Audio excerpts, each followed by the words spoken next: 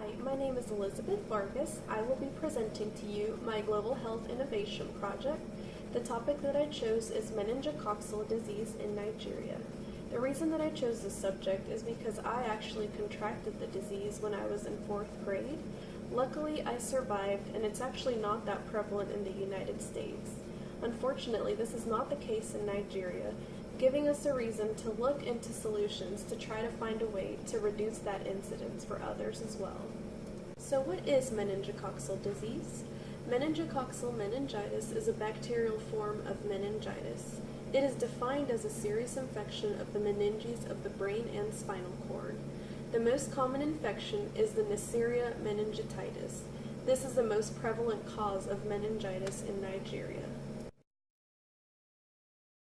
Meningococcal disease in Nigeria. Nigeria is located in sub-Saharan Africa. This region is commonly referred to as the meningitis belt due to its reoccurring incidence of meningococcal disease. Bacterial meningitis is actually the 8th cause of death in Nigeria. The bacteria are transmitted easily through respiratory droplets through person-to-person contact in ways such as sneezing, coughing, kissing, or living in close quarters. So what are the causes that contribute to the reoccurring incidence of meningococcal disease?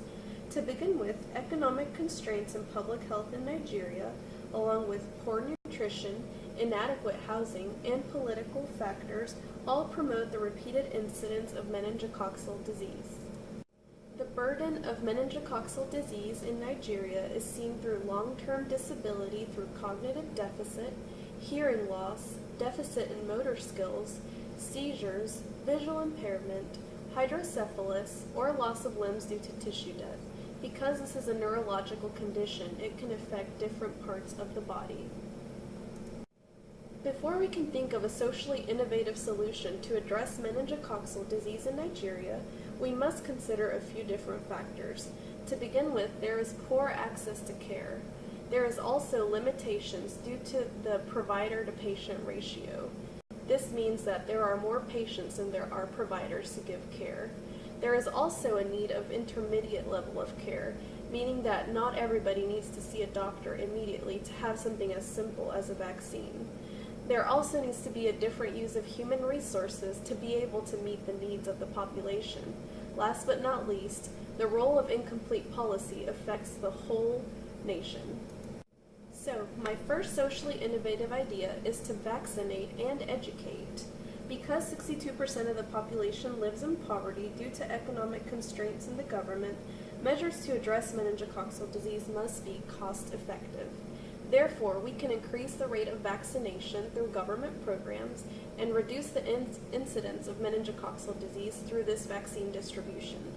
The Men-A conjugate vaccine, known as the Men-Afrivac, protects against the most prevalent type of meningococcal disease. We could also provide information about the vaccine in different languages so the different tribes can understand the care they are receiving. The next strategy would be to incorporate the role of non-physicians or volunteers at a micro level, sending them to villages experiencing the outbreak. This means that non-physicians or volunteers can be taught to care for the ill, therefore increasing human resources for those who are able to provide the care, and decrease the responsibilities for nurses and doctors who already have their hands full.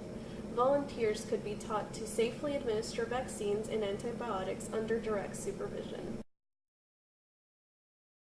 Overall, government is in the best position to reach formerly unreached communities by funding access to a safe prevention vaccine, educating non-providers to provide care, and implementing laws that make treatment affordable for all. The final strategy would involve the government to make this happen. These strategies would all require financial support. Requesting financial and political support would promote legislation that regulated better ways to reduce the incidence of meningococcal disease. Through educational programs and affordability of medical treatment, this would be a possibility. Thank you for taking the time to review my presentation. I hope you enjoyed.